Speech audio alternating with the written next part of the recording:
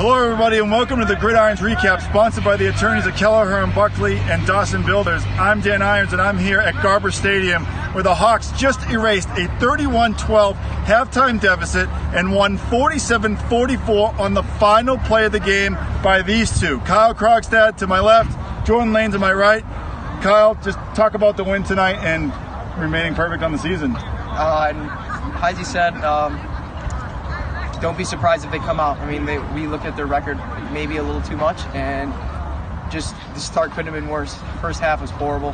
Halftime in there, I mean, that's where I think we just turned everything around. Not one person was down, not one person was worried. It looked like we were winning, to be honest. And we just came out, we just chipped away, and we got a few rolls, and here we are. That's right. And hey, 6-0 is 6-0, and I'm the biggest advocate for this team in probably Illinois. Jordan, does this get you guys into the top anything? I hope so. Maybe this week.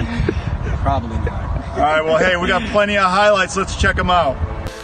Hawks hosting the Pirates for homecoming at Garber Stadium Friday night, and if you're a fan of scoring, this game was for you. Pick it up early first in the Pirates. Opening play from scrimmage, and Zach Garnmeister heaves it to Jake Gromnick for a 65-yard strike to put the visitors on the board quickly, 7-0 Palatine.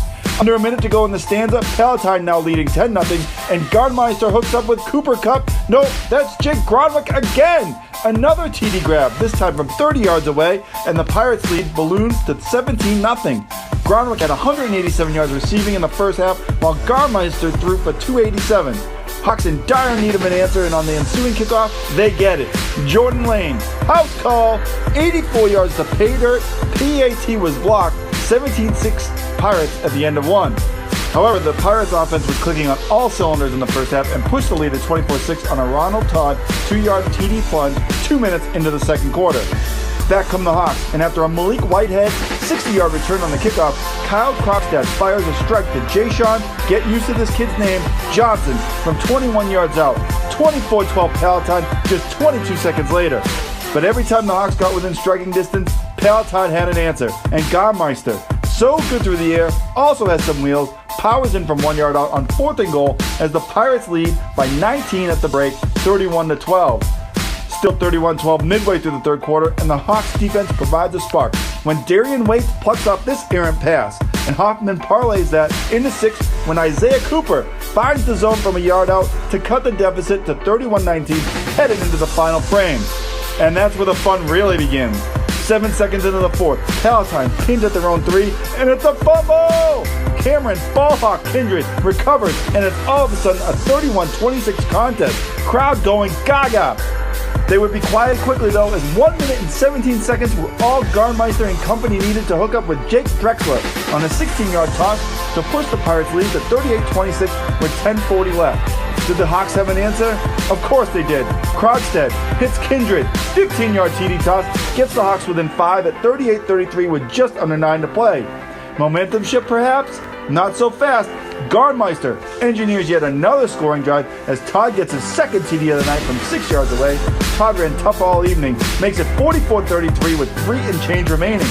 Back come the Hawks. Krogstad finds favorite target, Whitehead, from 10 yards away, and with a Jordan Lane 2-point conversion, it's 44-41 with 1:06 in play. With just one timeout remaining for Hoffman, the Hawks go for the onside kick, and they get it! Hawks quickly matriculate down the field and have one last gap from 14 yards out, and it's Krogstad scrambling for his life, spin move to avoid the sack, and fires for a touchdown! Jordan Lane hauls it in, and the place goes bonkers! 47-44 your final. Hawks move to 6-0. Pirates fall to 1-5.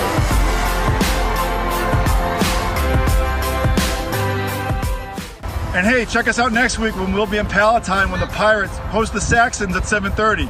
For Gridirons, I'm Dan Irons.